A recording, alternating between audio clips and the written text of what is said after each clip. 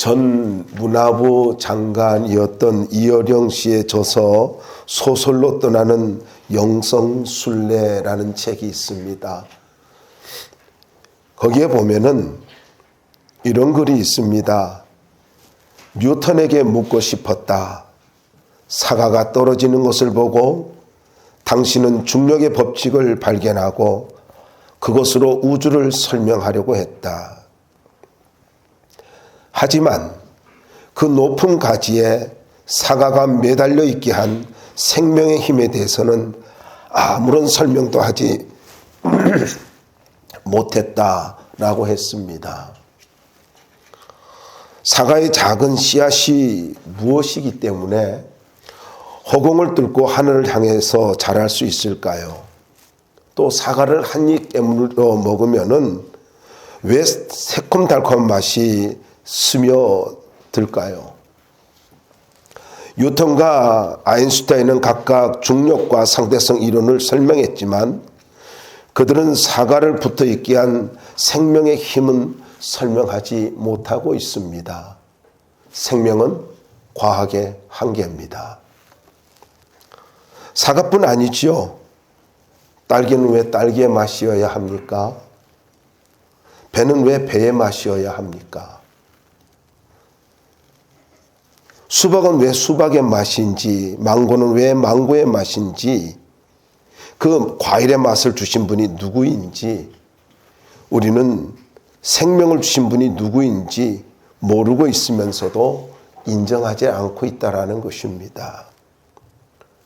인간은 과학을 발견하고 발전시키고 있으면서 그 모든 것을 주관하고 계시는 하나님을 생각하지 않는다는 것입니다. 여러분, 근데 참 신기하죠?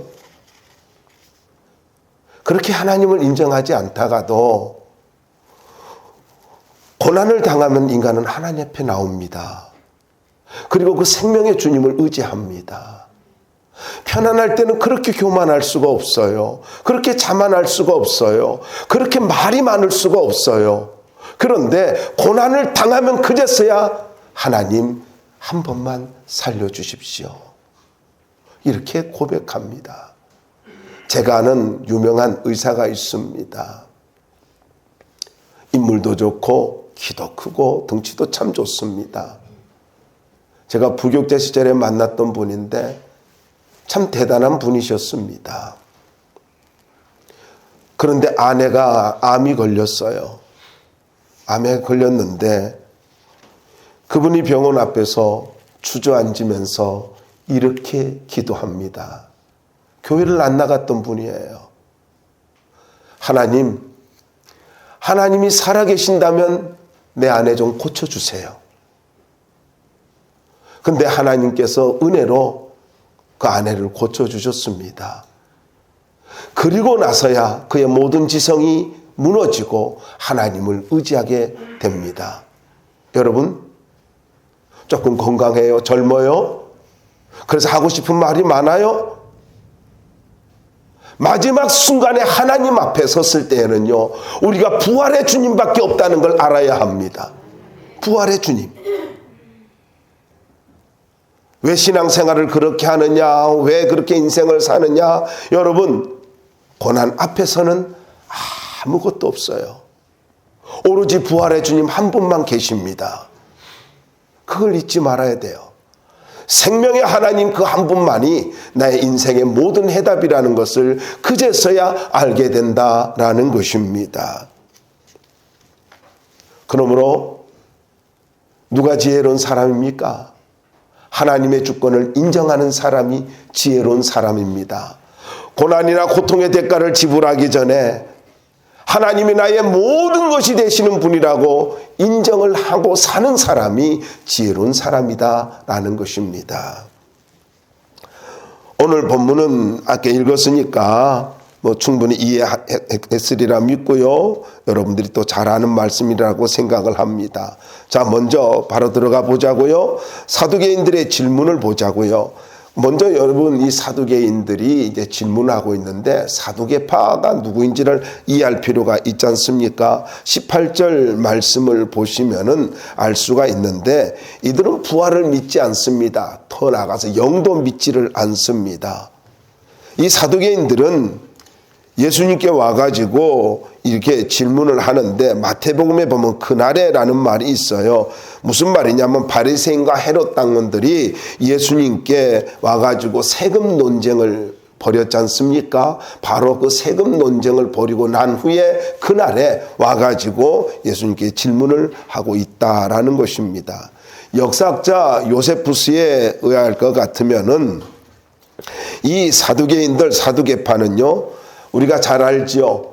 다윗과 솔로몬 시대의 제사장이었던 사독입니다. 이 사독의 후예라고 보시면 되는 거예요. 그들이 나중에 이렇게 정치화돼 가지고 큰 세력을 얻게 되었는데, 이들이 두각을 나타냈던 것은 기원전 166년에서부터 163년 하스모나인 그 시대에 이들이 두각을 나타내게 되었습니다. 근데 이들이 믿는 것은요, 모세 오경만을 정경으로 인정하고 다른 성경은 인정하지 않아요. 그 권위를 인정하지 않습니다. 그리고 사두개파는 당시 유대사에서 소수의 집단이었지만은요, 대단히 부유한 지배 계층이었고 영향력을 행사하는 정치적 세력이었고 현실주의자로서 로마의 통치에 아주 협조적이고, 그리고 나서 그리고 그 결과로 이권을 그런 유지했던 사람들입니다. 그런데 AD 70년경에 디도 장군이 예루살렘을 함락을 시킬 때 이 사두개파도 함께 멸망을 하게 되어집니다. 자, 이들이 가지고 온 법이 무슨 법일까요? 사회법입니다. 사회법인데 이걸 가지고 이용을 해서 잘못된 논리로 지금 예수님께 질문하고 있는 거예요. 19절로부터 23절 말씀 보면 사두개인들은 공식적으로 예수님을 인정하지 않았어요. 그런데 말씀을 보면은 선생님이라고 이렇게 부르고 있어요. 그러면서 형사치수론을 들고 나옵니다. 모세 규례에 의하면은요, 이 형사치수론은 가족의 혈통과 유산을 보존하기 위한 전통이었거든요. 이 사두개인들은 이 부활을 믿지 않으면서도 오늘 내용을 보면은 다 부활을 했다면은, 아니 부활을 믿지 않는데 부활을 했다면은, 칠형제가 부활하고 아내도 부활을 했는데 그랬다면은 누구의 아내가 되겠습니까? 이렇게 묻고 있어요.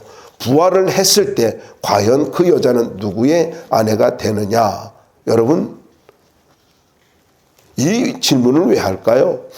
이것은요, 예수님의 권위를 무너뜨리려고 하는 것입니다. 재밌어요. 바리새인들과 사두개인들은 이 부활에 대해서 첨예한 토론을, 논쟁을 벌였거든요. 그러니까 자기 나름대로 논리의 근거가 있어서 굉장히 자신만만했습니다. 근데 이 말씀이 어디에서 나오냐면은 신명기 25장 5절부터 10절에 있는 계대결혼법을 이용해 가지고 이 유대인의 관습이란 말이에요. 이걸 가지고 형사치수론으로 예수님께 지금 질문하고 있다라는 것입니다. 그럼 왜 이런 질문을 하느냐 하면은 당시 유대인들에게는 일반적인 부활관이 있었습니다. 일반적인 부활관인데 이것도 오늘 젊은이들에게도 많이 궁금할 수 있는 이야기인데, 사람이 죽은 후에는 이 세상에서 삶이 계속 이어나갈 것이라고 믿고 있었던 거예요. 그래서 죽은 후에도 부부관계가 계속되어지고 부모와 자식의 관계가 계속되어진다라고 생각을 했던 것입니다. 그래서 부활 후의 삶이 계속되어진다. 이 세상하고 똑같이 이어진다라고 믿은 거예요. 근데 여러분은 어떻게 생각하세요? 근데 성경은요, 부활 후의 삶이 현세의 삶과 다른 차원임을 말씀하고 있어요. 이게 고린도전서 15장에서도 나오고 빌립보 3장 21절, 요한일서 3장 2절에도 나오고 있고 오늘 본문에도 예수님께서 말씀하고 있습니다. 자, 이 부활의 모순점을 드러내기 위해서 율법에서 말하는 사회 간섭을 갖고 이야기를 하고 있단 말이죠. 그런데 한번 잘 보세요. 여러분, 부활 때 누구의 아내가 됩니까? 23절에 나와 있죠. 부활 때 누구의 아내가 됩니까? 상당히 흥미로운 질문 아닙니까? 여러분 한번 생각해 보세요. 이 질문은요, 사두개인들이 예수님이 대답하지 못할 거라는 확신을 가지고 했을 것입니다. 근데 한번 보자고요. 부활 때에는 어떻게 되겠습니까? 알고 싶어서 질문한 건가요? 부활 때는 어떻게 되겠습니까? 이건 객관적인 자세를 갖고 질문한 게 아니라 누구의 아내가 되겠습니까? 하는 단정적인 질문을 하고 있는 거예요. 쉽게 말해서 답을 정해놓고 답을 요구하고 있는 거예요. 이런 사람 참 많지 않습니까? 알고 싶어서 질문하는 것과 답을 유도하기 위해서 질문하는 것, 이거는 완전히 다른 거죠. 여인이 부활 때에 반드시 7 형제 중 한 사람의 아내가 되어야 된다는 것을 지금 정해놓고 이야기하지 않습니까? 여러분, 정해진 논리로 답을 요구하는 이 사두개인들의 이 악함, 가끔 우리도 살아가면서 그러잖아요. 어떤 질문을 할 때에 그런 질문을 하잖아요. 자기가 가지고 있는 대답이 있어요. 답이 있어요. 그 대답을 요구하기 위해서 질문을 던져요. 그리고 이것이 이 질문할 때 대답을 잘하나 못하나 알아보기 위해서, 실력이 있나 없나를 알아보기 위해서 하는 질문들이 있지 않습니까? 굳이 어떤 부류의 사람이라고는 이야기 안 할게요. 이런 사람 참 많잖아요. 이 대답을 들었을 때 예수님의 대답을 한번 보자고요. 부활에 대한 예수님의 대답이 24절부터 27절까지 있는데, 여러분, 부활은 영적 세계의 사건입니다. 24절 한번 보자고요. 24절 함께 읽어볼까요? 시작. 예수께서 이르시되 너희가 성경도 하나님의 능력도 알지 못함으로 오해함이 아니냐. 여러분, 예수님이 뭐라고 대답하셔요? 사두개인들의 무지와 악함을 적나라하게 노출시키면서 문제의 핵심을 파고들어서 질문 자체에 오류가 있다라고 하시면서 너희들의 질문에 문제가 있어. 그리고 올바른 진리를 말씀을 해주고 있지 않습니까? 그러니까 사두개인들이 침묵을 하죠. 그럼 주님이 하시는 말씀이 뭐예요? 특별히 오해했다라는 말이 나오잖아요. 오해함이 아니냐 이렇게 말씀하고 있습니다. 그리고 여러분 27절에도 한번 보자고요. 거기에 보니까 너희가 크게 오해하였도다 이렇게 말씀하고 있잖아요. 이 오해라는 말이요, 이게 잘못 해석했다 뭐 이렇게 생각하는 간단한 이야기가 아닙니다. 이 말은요, 참된 신앙으로부터 벗어났다, 변절했다, 미혹하여 진리를 떠났다, 이런 뜻이에요. 아주 무서운 뜻입니다. 그러니까 이 어원은요, 이게 길을 잃고 방황했다라는 말이거든요. 그러니까 무슨 말이냐면은, 여러분, 저들이 잘못된 지식을 가지고 있음으로 인하여서, 잘못된 관념을 가지고 있음으로 인하여서 진리에서 벗어나서 지금 방황하고 있다라는 거예요. 무서운 사실 아닙니까? 여러분, 우리가 살아가면서 어떤 지식을 가지고 어떤 관념을 가지고 살아가느냐, 이것이 너무너무 중요하다는 것입니다. 말씀은 제대로 알아야 되는 것입니다. 믿음은 참돼야 된다는 것입니다. 참된 믿음을 가져야 되고, 그리고 더 나아가서 말씀에 대해서 분명한 지식을 가지고 있을 때에 건강한 신앙생활을 할 수가 있는 것입니다. 건강한 신앙. 말씀에 대한 오해가 있으니까 여러분, 주관적 해석이 아니라 성경적 해석을 해야만이 건강한 신앙을 가질 수가 있는 것입니다.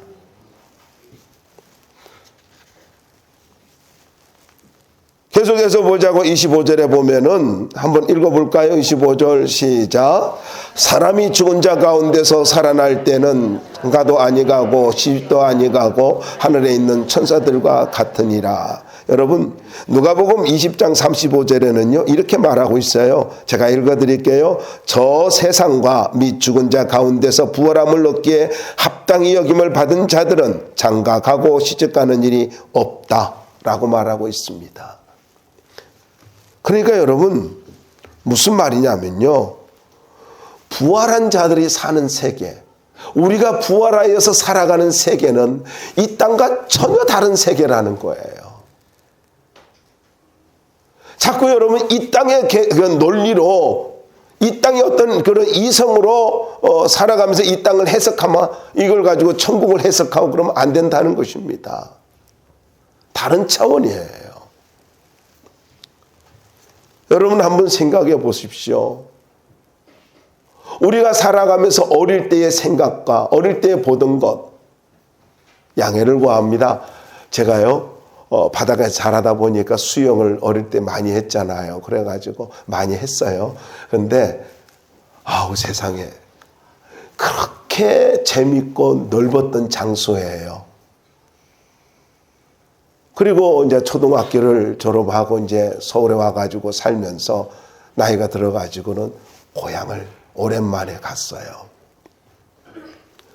세상에 가보니까요, 내가 거기서 그냥 막 그 공간에서 막 뒤집고 물속에서 막 뒤집고 놀고 막 그 해삼을 잡고 성게를 잡고 했던 그곳이요, 그렇게 작은 것 있죠?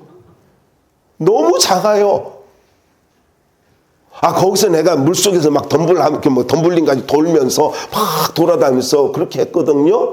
그런데 어떻게 저기서 저렇게 자유롭게 놀았을까?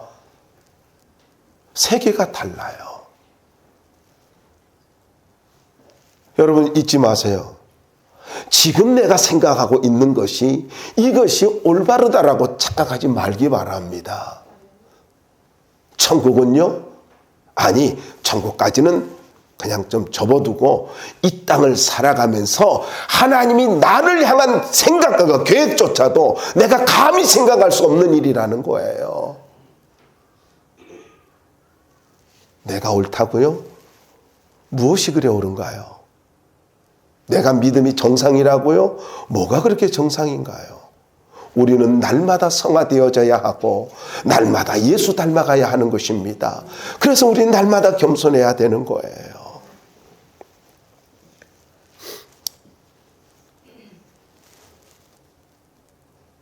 부활함을 얻기에 합당히 여김을 받은 자들, 저는요 누가복음 20장 35절에서 이 말씀이 그렇게 감동이 되었어요. 다시 한번 읽어드릴게요. 저 세상과 및 죽은 자 가운데서 부활함을 얻기에 합당히 여김을 받은 자들은, 이렇게 말하고 있어요. 이 말씀이 그렇게 생각이 많이 되어지더라고요. 부활함을 얻기에 합당히 여김을 받은 자들, 여러분 이 말씀을 주의 깊게 생각해야 됩니다. 왜냐하면은 천국은 모든 사람의 세계가 아니라 제한된 사람들의 세계다라는 말입니다. 다시 읽어드릴게요. 부활함을 얻기에 합당히 여김을 받은 자들, 모든 자들에게 열려진 천국이 아니라는 것입니다. 천국은 모든 사람의 세계가 아니라 제한된 사람들의 세계입니다. 그러니까 이걸 사도 바울도 사도행전 13장 46절에서 영생을 얻기에 합당한 자, 이렇게 표현하고 있어요. 아무나 영생을 얻는 것이 아니라 영생을 얻기에 합당한 자가 있다라는 것입니다. 이걸 다시 본문으로 적용을 해보자고요. 사두개인은 하나님의 이름을 부릅니다. 그리고 믿는다고 합니다. 그리고 더 나아가서 부활은 믿지 않습니다. 그럼 바리새인들은요, 부활을 믿어요. 부활을 믿지만 하나님을 형식적으로 섬기는 자들입니다.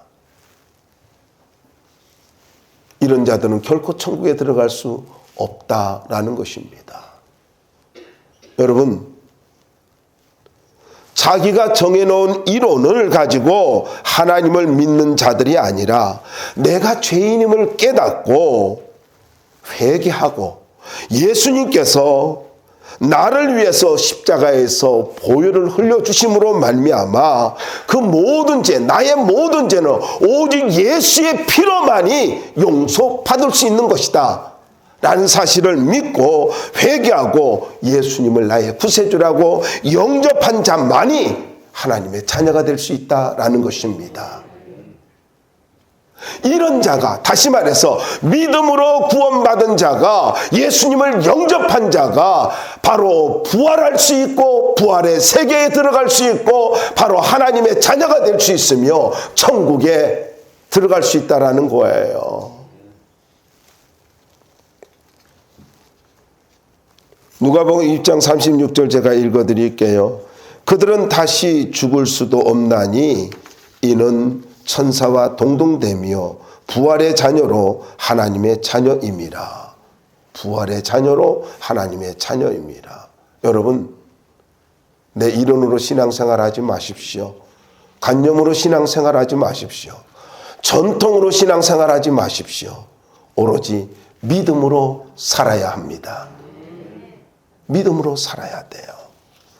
다시 죽을 수도 없나니 이는 천사와 동등하며 여러분 생각해 보세요. 천국은 죽음도 결혼도 없습니다. 하나님의 새 생명을 받아 부활한 성도들이 천사와 같이 부활의 자녀로 하나님의 자녀로 살아가는 거예요. 다 이해할 수 있을 것 같아요? 저는 이해할 수 없다라고 생각해요. 어떻게 그걸 다 이해해요? 천국을 어떻게 다 이해해요? 제가 참 재미있다라는 생각이 드는 건요. 여러분 드라마나 영화를 보면은요. 지옥에 대해서는 그렇게 설명을 잘해요. 근데 천국은 어때요? 천국을 기가 막히게 설명한 데가 있나요? 그냥 빛이에요. 모르니까. 삶이 지옥 같으니까 그런 건 표현해요. 천국은요. 누구도 표현을 못해요. 여러분, 그래서 우리의 생각으로 이성으로 천국에 대해서 가볍게 생각하면 안 돼요. 내가 구원받았다는 것, 이 사실이 너무나 놀라운 사실이라는 것을 우리는 잊지 말아야 돼요. 다시 말씀드릴까요? 여러분, 내가 하나님의 자녀가 되었다는 거, 이 한 가지만으로도 우리는 감격하며 살아야 됩니다. 그래서 하나님을 뭐라고 소개하고 있어요? 26절에 보면은 하나님은 살아있는 자의 하나님이다. 이렇게 말하고 있어요. 26절 한번 읽어볼까요? 한번 읽어주시기 바랍니다. 26절 시작.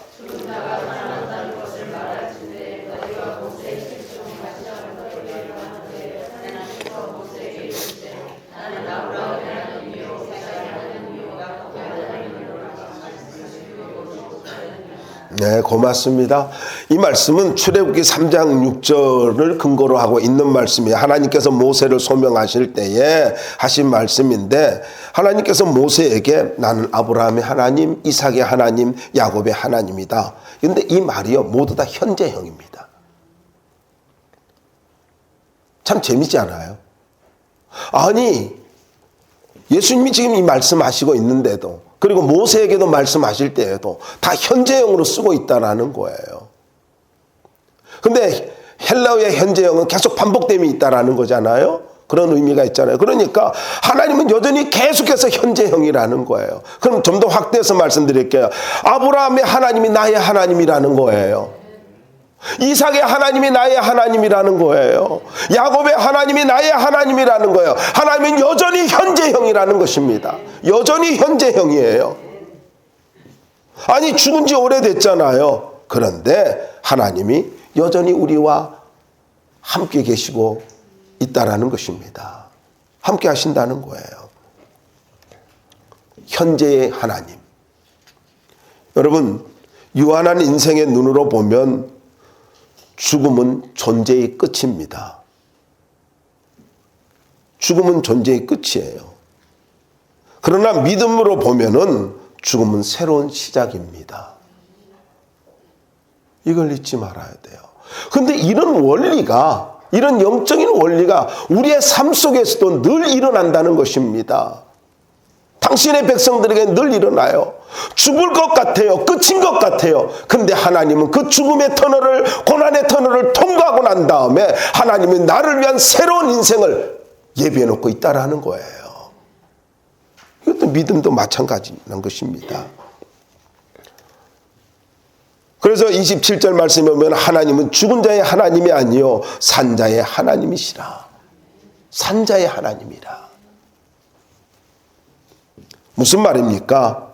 인간과 하나님과의 관계는 언제나 살아있는 생명의 관계다라는 이야기입니다. 우리가 예수를 믿는다고요? 하나님과 생명의 관계에 있는 거예요. 생명의 관계에. 누가복음 20장 38절을 한번 찾아보자고요. 누가복음 20장 38절입니다. 중요한 말씀입니다. 누가복음 20장 38절 함께 읽어봅시다. 누가복음 20장 38절입니다. 시작. 하나님은 죽은 자의 하나님이 아니요 살아있는 자의 하나님이시라. 하나님에게는 모든 사람이 살았느니라. 할렐루야. 하나님에게는 모든 사람이 살아있느니라. 여러분, 하나님은 살아있는 사람에게만 하나님이 된다 이 말이거든요. 이 말을 그대로 해석하면은 하나님은 살아있는 사람에게만 하나님이 된다. 문자적으로 그래요. 그럼 무슨 말이냐면요, 내가 예수의 생명을 가진 자에게만, 부활의 생명을 가진 자에게만 하나님은 여전히 하나님이라는 것입니다. 가끔 그래요. 안 믿는 사람이 하나님 아버지 그럽니다. 제가 그래요. 하나님 아버지가 뭐 이렇게 이야기하길래 왜 하나님이 자네의 아버지인가? 하나님이 자네의 아버지 아니야. 언젠가 친구가 그렇게 하더라고요. 하나님 아버지. 아니야. 아버지 아니야. 나는 이런 걸 안 해야 되는데. 그래, 그럴 수 있지 뭐. 아버지 마음대로 불러라. 뭐 걔가 아버지 부른다고 해가지고 나한테 뭐 큰 지장이 있겠어요? 없지요. 그런데도 불구하고 나는 그 꼴을 못 봅니다. 정확해야 된다라는 거죠. 그 이야기해서 너가 예수를 영접하지 않으면, 하나님의 자녀가 되지 않으면 절대로 하나님은 너의 아버지가 될 수 없어. 그래서 복음 전했죠. 여러분, 안 믿는 자에게 하나님은 아버지가 될 수가 없는 거예요.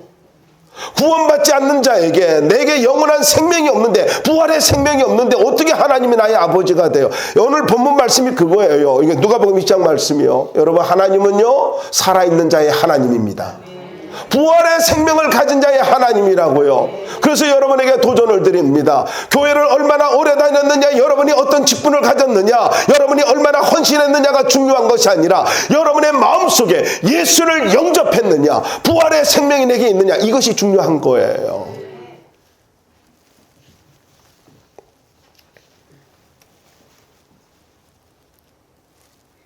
비록 육체적으로 죽었다 할지라도 거듭난 하나님의 사람은 언제나 살아계신 하나님과 함께 합니다. 그렇게 할 때 임마누엘을 할 수 있는 거예요. 그래서 살아있는 사람은 하나님 안에 있고 하나님 안에 있으면 모든 사람이 죽어도 살기 때문이다라는 것입니다. 여러분, 육체적 의미의 죽음과 부활을 넘어선 영적 차원의 세계를 이야기하고 있습니다. 잘 기억하십시오. 여기 다시 말씀을 드리면 이렇습니다. 하나님은 살아있는 사람에게만 하나님이다. 이 사실이 아주 중요한 것입니다. 요한복음 11장 25절과 26절을 보면은 예수께서 이르시되 나는 부활이요 생명이니 나를 믿는 자는 죽어도 살겠고 무릇 살아서 나를 믿는 자는 영원히 죽지 아니하리니 이것을 내가 믿느냐. 이 내용 잘 알지요? 나사로의 죽음 앞에서 슬퍼하면서 절망한 마르다에게 예수님이 질문하고 있습니다.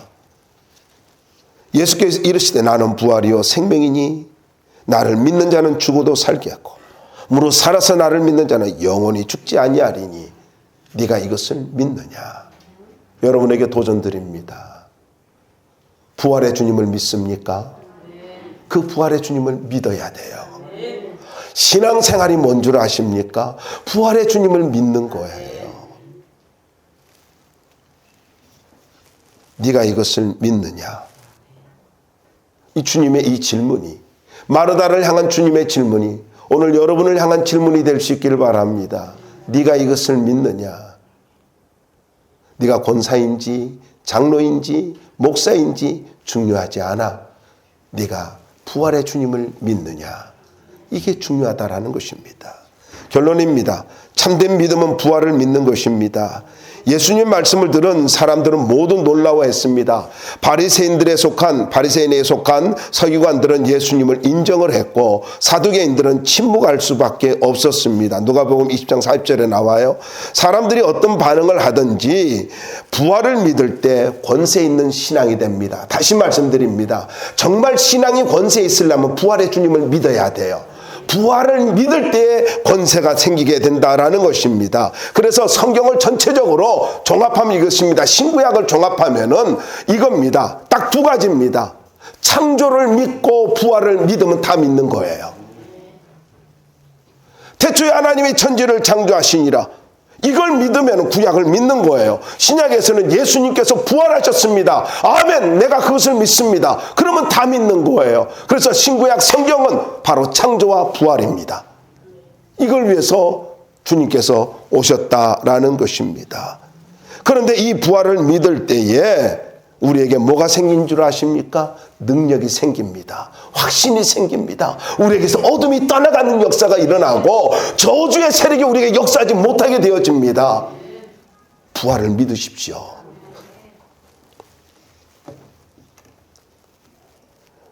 마귀는 스데반이 예수님께서 십자가에 죽으신 것을 말할 때는요, 사도행전에 보면은 막 이를 갈게 사람들이 이를 가는 것을 보여주고 있어요. 그런데 부활하신 예수님을 가지고 이야기할 때는 저들이 귀를 막고 달려들면서 스데반에게 돌을 던지면서 스데반을 죽여버립니다. 잊지 마십시오. 부활이 없는 십자가는 십자가가 아닙니다. 부활이 있을 때의 십자가가 능력이 되고요. 부활이 있을 때에 우리가 권세 있는 신앙이 될 수가 있다라는 것입니다. 그래서 저는 이렇게 말씀드리고 싶어요. 부활은 신앙의 확정입니다. 마침표예요. 참된 믿음은 부활을 믿는 것입니다.